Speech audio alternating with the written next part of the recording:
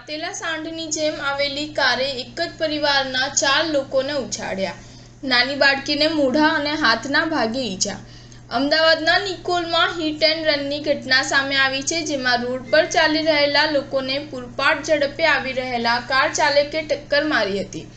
એક પરિવારના બાળક સહિત 4 લોકોને કારે ઉછાળી દીધા હતા. અકસ્માત બાદ કાર ચાલક ઘટના સ્થળેથી ફરાર થઈ ગયો હતો. હાજર લોકોએ કાર ચાલકનો પીછો કર્યો હતો, પરંતુ તે ભાગવામાં સફળ રહ્યો હતો. 31 મે 2024ના રોજ બનેલા આ હિટ એન્ડ રનની સમગ્ર ઘટના સીસીટીવીમાં સામે આવ્યા છે.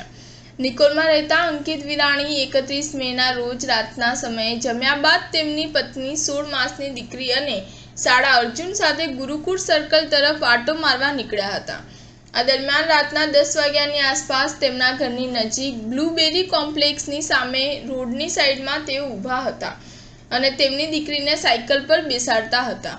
આ દરમિયાન એક કાર ચાલક પૂરપાટ ઝડપે આવી રહ્યો હતો, જેણે આ 4 લોકોને ટક્કર મારી હતી, જેમાં અંકિતભાઈ ઉછળી દૂર સુધી ફેંકાયા હતા, જ્યારે અન્ય 3 લોકો જમીન પર પટકાયા હતા. અકસ્માત બાદ કાર ચાલક ત્યાંથી નાસી ગયો હતો.